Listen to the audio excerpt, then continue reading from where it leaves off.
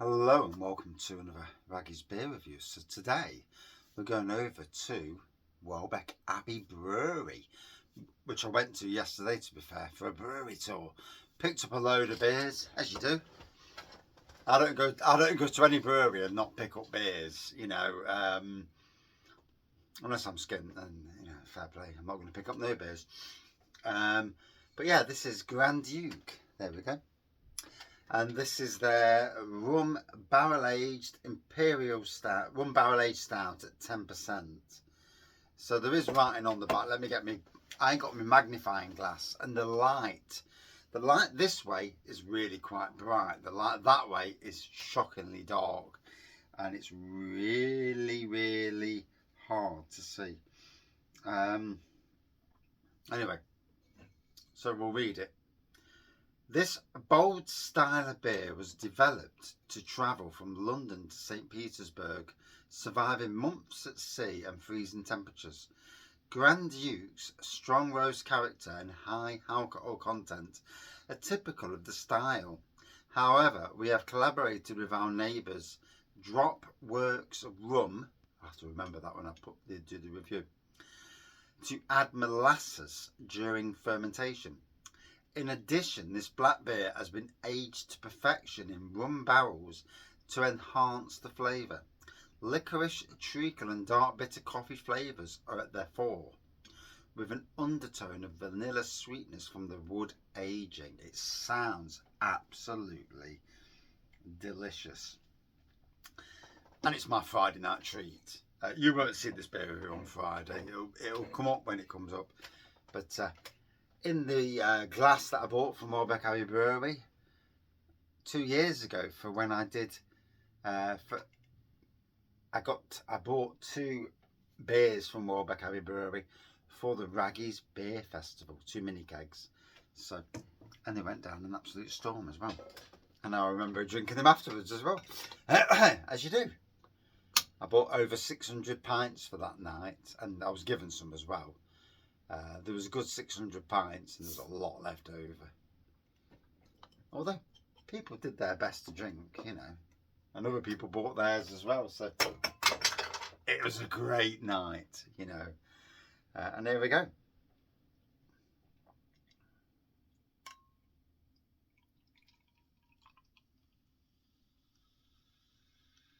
Oh, there we go.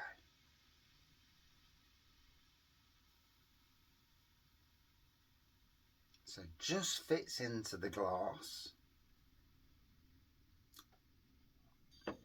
Grand Duke. Lovely black pour on that. I'd say a slightly beige head on that as well. Let me hold the glass because we do not want to lose any of this. Oh, lots of complex aromas. Just in that burst then I got a bit of rum. I certainly got a bit of rum. I certainly got molasses. I certainly got vanilla. And I also got a bit of molasses as well. Did I say molasses? Not even drunk yet and I'm talking rubbish. But, there you go. It's a beer review, yeah. I can smell the wood as well. I can smell the aging from the wood. And sometimes with Imperial Stouts and those aged, not that we want to sniff beer all day, but to sniff the beer and to see what you get. You get what you get. Some of us will get something, somebody will get something bonkers, and everyone looks at him or her and says, how did you get that flavour? Because nobody else is getting it. Our noses do strange things. And when the air gets to the beer as well, it also develops. Anyway, I'm salivating here, so I need to get cracking. Cheers.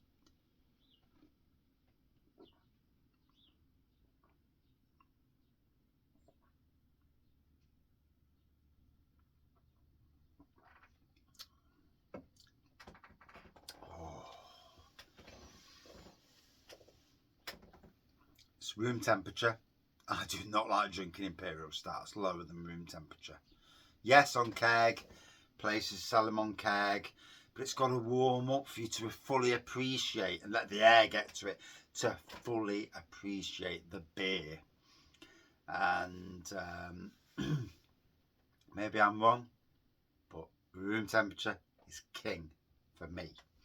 Always has been, always will be. £6 a bottle, which I don't think is a bad price in this day and age. 330ml. I actually think in this day and age that 330ml for anything above 8.4 is sensible. It keeps the cost down. It means that if you like a beer, you'll go and buy the same beer again, but you haven't paid £12 or £13 for the beer in the first place, which is a lot of money, you know. And we must, as much as we like beer, you know, there is the cost side of things.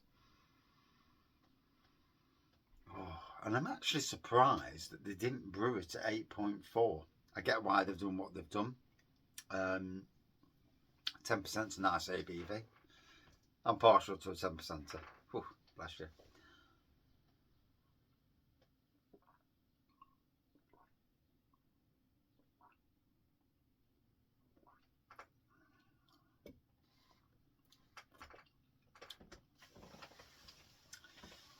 Now at the forefront is the vanilla, closely followed by a touch of the woodiness coming through. Still getting a bit of the licorice as well. It's a really lovely complex beer, and it's, you know, the best brewers can put their beer into a wood, and the flavours they get, and knowing when to take it out the wood. I mean, you can age it in wood for many months and sometimes years, and you know, when we think about it, there's cost. If you look at the beer itself, to brew a 10% beer, it's going to cost you. You're going to be using a hell of a lot more ingredient to get the beer. You're going to be using yeasts that can cope with high ABV. And then you brew the Imperial Stout. So basically what Duke is up there. There. So Duke is what that is, but that's barrel aged. This is Duke, so I'll be reviewing this soon. Hey, treat yourself, haven't you? I don't do beer reviews just to drink 4%ers. But yeah. And then you know, assuming you have to buy the barrel, you know, assuming you don't get the barrel for free, you have to buy the barrel. Then you have to put the beer into the barrel. When it's in the barrel, so much of that beer seeps into the wood and you lose that beer. Which is absolute killer, isn't it? You know, I mean, I want to do barrel aged Imperial Stouts. I've done one just recently, but it didn't get brewed properly in the first place. So yeah, that's all on me. But I mean, I've done one 2 years ago and it was amazing. So I know but to put it into a wooden barrel, that was plastic. Put it into a wooden barrel. Wooden barrels breathe, and you have to top up the barrel, or you lose that, you know, quantity of the beer. And then you know, and all these things make. That's why barrel aged beers are always more expensive. You know, you can understand the processes that go into making it. I mean, for somebody like me, this is the treat. You know, a rum barrel aged beer. Oh. I mean, if you look around, you see whiskey barrel aged, tequila barrel aged, and all these different flavours here and there. There is endless scope. I mean, I went to the brewery tour last night. Absolutely loved the brewery tour. Very informative. There were things that I didn't know, things about certain brewing aspects that I'd not come across, and that was interesting. And my ears were fully open. Me and Andy both heard things that, you know, Andy from the Happy Drinkers, he very clever, certainly knows his brewing things, and he would come up with questions that I wouldn't have asked, but I would have my own questions as well. So, and I wasn't drinking a 10% beer at the time, which always helps, you know, because you come out with some right crap when you're drinking 10% beers. There you go.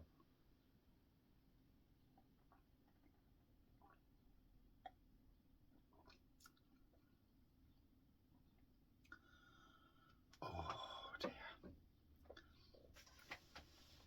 Oh, tasting lovely. You know, it's might be able to get a sneaky beer review in, but yeah. Oof. Oh. I can feel a rosy glow in my face, you know. It's a lovely hobby, you know. Tasting new beers, discovering new beers, sometimes discovering beers that you've had before and trying them again, you know. And it is a fantastic hobby. And like many people out there, you know, we go to pubs and we want to try a beer. Some beers that you want to, I know some people who drink the same beer week in, week out. That is up to them, you know. I don't literally do that. I review beers in a fashion, at least, you know. I am not, never will be the best beer reviewer in the world, and probably not even the best beer reviewer in Sherwood, Nottingham, but there you go. That's what it is, yeah. But I have my opinion on beers, and we all have our opinion, and yeah, that's really all is what it is, you know, an opinion. And but what a beer, you know. And for every now and again, there's an indulgence that breweries do. They will brew what are their core beers.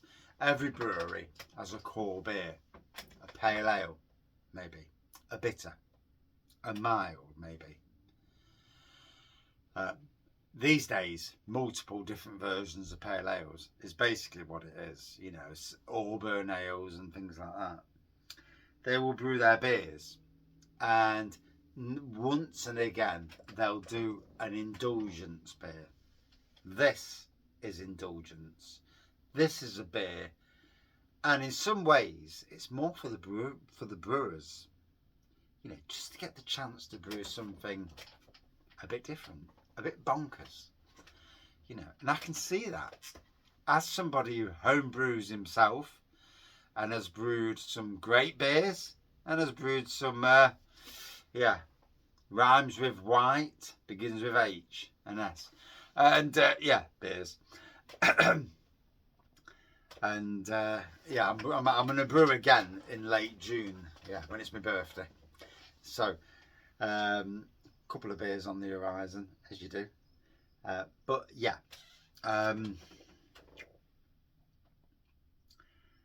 you need to treat yourself with brewing, as you do with drinking, really. You know, it's all right drinking 4%, 3%, and yeah, 5%. Sometimes it's nice to indulge in something a little bit special. And Grand Duke, certainly, the lacing on the glass, lovely. Welbeck Abbey Brewery, a very posh.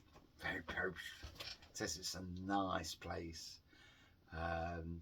Watch my review. There is a review out there. It'll probably come before this review, just so I get the review first. First time ever visiting, I was, yeah, lovely, in awe of the surroundings. The brewery tour itself was illuminating on a massive scale for me, and for Andy as well. We're both fans of beer. Andy actually is probably supersedes me and with some of his knowledge, you know, which isn't hard. I'd just drink the beer. My knowledge isn't that great, but I do know quite a bit. You know, you sometimes you downplay what you know, and then you listen to what people say, and you're like, yeah, I know all this, and and so yeah, and obviously I've done collabs with breweries, so I do know a certain bit. Yeah, tinsy wincy bit. Oh, so I'm purposely letting the beer breathe as you do. It's a 10% beer. You're never going to neck a 10% beer. You shouldn't not be necking a 10% beer because one, you've paid a bit more for it. Two, the brewery has gone to, whichever brewery it is, has gone to great depths to make that beer the best beer they can, to showcase what they can do. And I did notice the greenhouse that was sitting idle last night, but yeah, that's a gardener thing. Oh, complexities. Yeah, on the nose. Licorice, molasses, vanilla, all on the nose. Even that one little puff of, yeah, oh.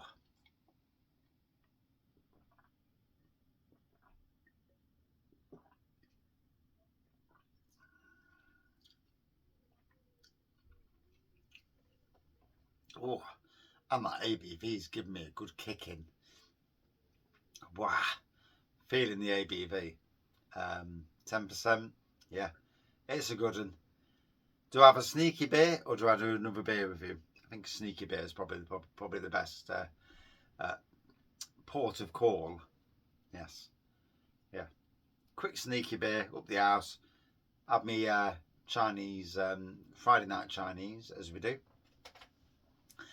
And yes, the weekend is becoming. Yeah. So, yeah, fantastic night over last night at the Welbeck Abbey Brewery. It was lovely to see how a brewery operates. I've been to lots of, someone's at my door. Yeah. So, yeah, time anyway. But anyway, I've been to lots of brewery tours, and last night, whether I was listening more or not, that, but I do listen anyway, you know, because the world of brewing really interests me. Yes, I love a beer, you know, it is what it is. And yes, I'm 53, but I still have an absolute love of the brewery business. And maybe if I leave gardening, going into brewing would be, you know, a love for me. You know, sometimes at some stage the opportunity, the right opportunity will come. You know, we'll see. Maybe I'll win the lottery and do my own brewery and micro pub, tap room sort of thing, and bring breweries to it, and yeah, open up a tap room that's unlike any other. You know, where we do live beer reviews across YouTube and the world, and you know, these are things that I'd love to do. You know, and it's all about having the ability to do it and the scope and the pennies. Yeah, more so. Sadly, yeah, maybe one day. But anyway, a fantastic, complex Imperial Stout from Welbeck Abbey Brewery. You've heard what I said. Would I drink this again? Absolutely. At £6, it's not taxing on price. There are two versions of this: the 1 barrel aged Grand Duke, which is here, the Duke, which is behind me, and many other lovely beers. A fantastic brewery that brews without adding silliness to the beer, brews it the proper way, brews it the time honoured way. And for that, you know, I've got to honour that. Yeah. And the beers, there's no compromise. They're not reducing the quality of the beer to compromise.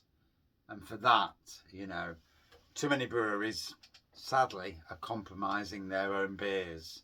You know, don't compromise your flagship beers for whatever reason.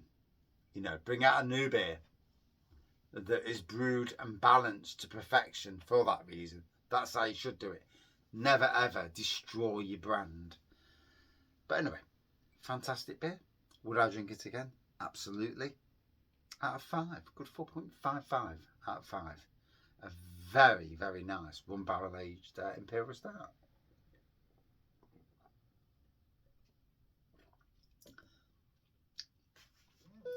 Fantastic lacing on the glass. And my food's here, so I've got to go. Thank you for watching. See you soon.